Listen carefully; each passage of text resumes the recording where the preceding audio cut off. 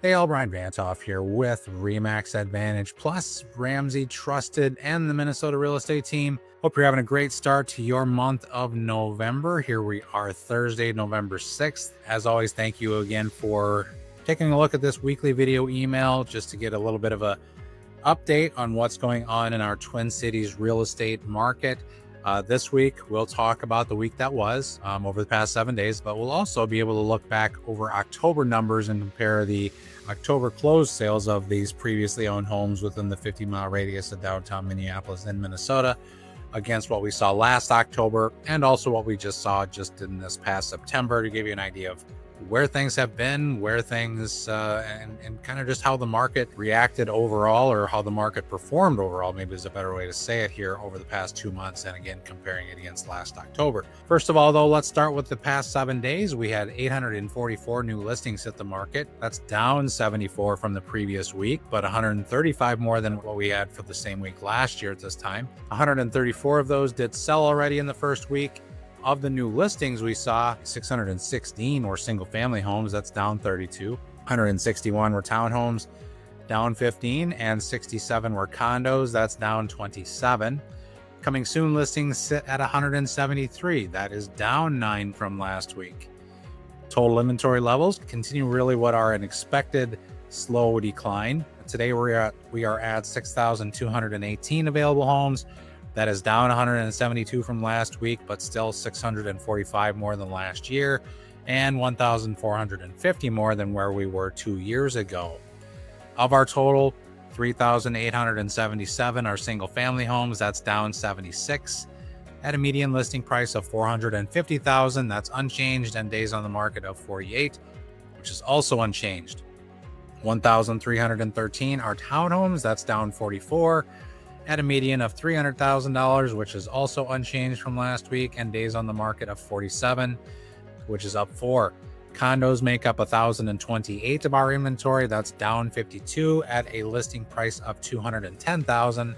That's down $5,000, and days on the market of 91, which is up 1. 612 homes went from active to pending. That's down 43. 800 went from pending to sold. That's up 179 from the previous week, but covers the last Friday of the month, which is always the busiest day of the year, day of the month for closings. And there is a total of 2,883 pending listings out there, which is down 221 from last week. Mortgage rates are pretty much the same as where they were 1 week ago, with a good mortgage broker having a 30-year fixed conventional rates somewhere between 6 1/8 and 6 3/8, maybe up to 6 1/2, depending on the mortgage broker that you're talking to. This is generally with good credit, say 680 or better, but not necessarily. Condos and townhomes do have slightly higher rates in general, but this is for the 6 1/8 to 6 3/8 or 6 1/2. Should be where you'd land on a single family home. We are up just over 0.1% from our 12-month lows that we had 2 weeks ago. Our rates today are about the same as they were 1 month ago, 0.1% lower than 3 and 6 months ago, 0.3% lower than 9 months ago, and about 0.25% lower than 1 year ago.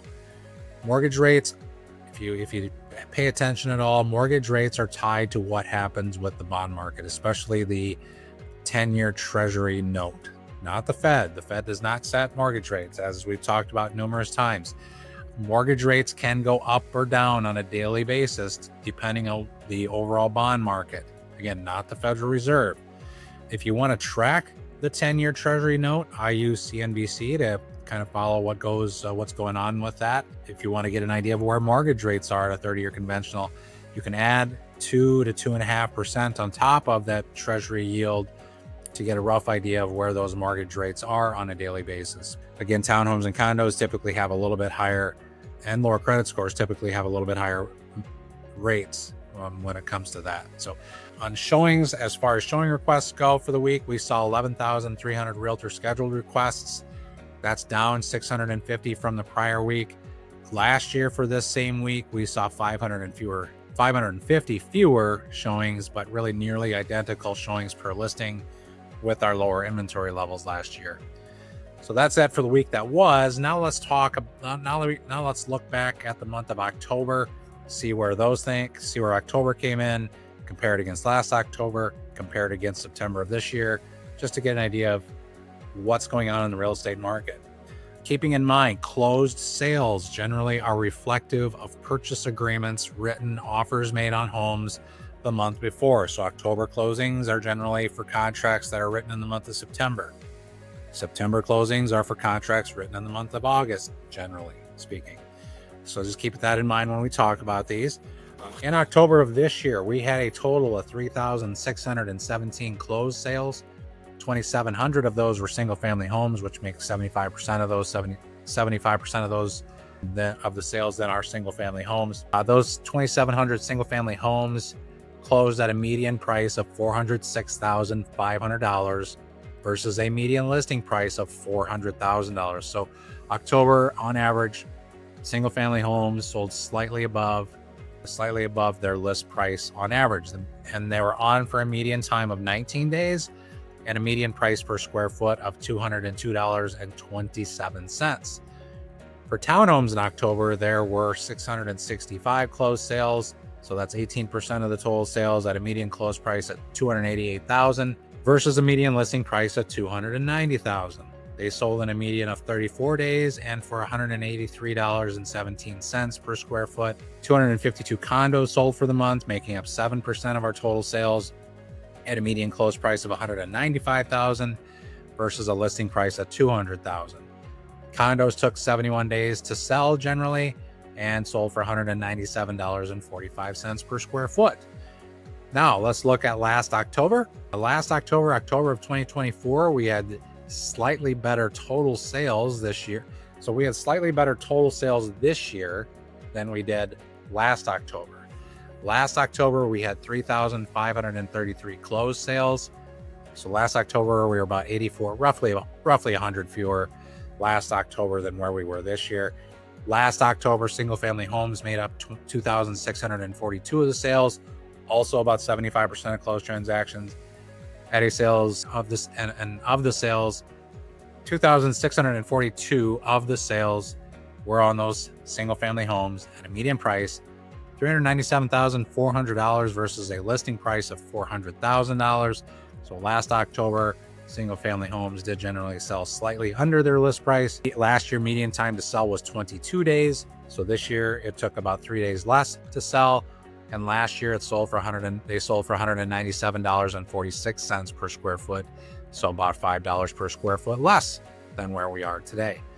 Overall, sales prices in October for single-family homes were about 2.3% higher this year than last and sold a little quicker, even though we had more inventory this year than we did on the market this time last year.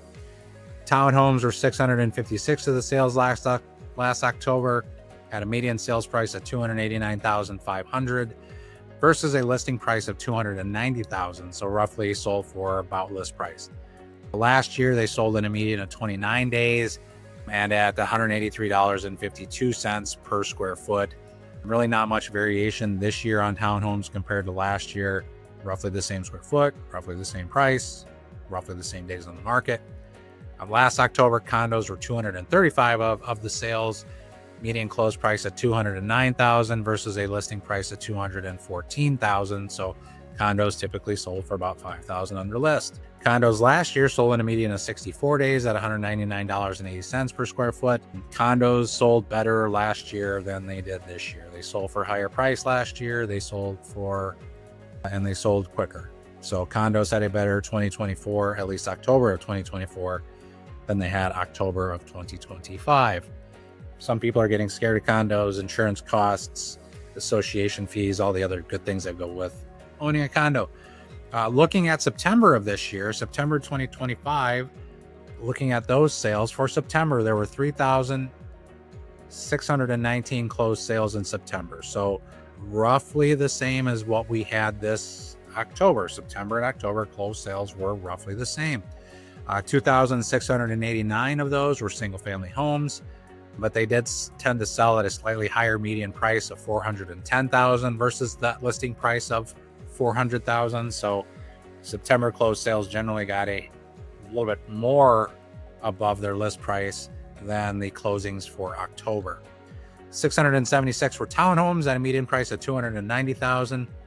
Condos in September were 254 the sales at a median price of $204,000 versus a listing price of $210,000. If you're still thinking about buying sooner rather than later, you really want to get going on this right now. We are at the highest inventory levels that we are going to see for about the next 4 months. We are already starting to see reductions in our overall inventory of home sales, or homes for sale, and I foresee by the end of November, available inventory is going to drop by about 15%. So we're going to be in the 5,000s as we head towards the end of November, and we're going to be in the low 4,000s through December. So if you're looking for selection, if you're looking for options, you have more things to pick from, this is the time to be getting out there to take a look, because in late November and all of December and most of January, there is limited selection. And starting in February, prices are going to go up as inventory levels start to go up as well. So if you want a house before prices start to rise, this is your best chance with the largest selection. So that's what I have. Please forward this on to anybody you think that could benefit from this information. I want to help you, your friends, your family, your coworkers. I want to help as many people as I can find a house. This year, 2025, I'm on track to help about 55 buyers and sellers with their real estate goals. And I really enjoy my job, and I love helping people. So reach out anytime. I'm here to be a resource. I'm here to provide information. And I hope you have a great day. Talk to you soon.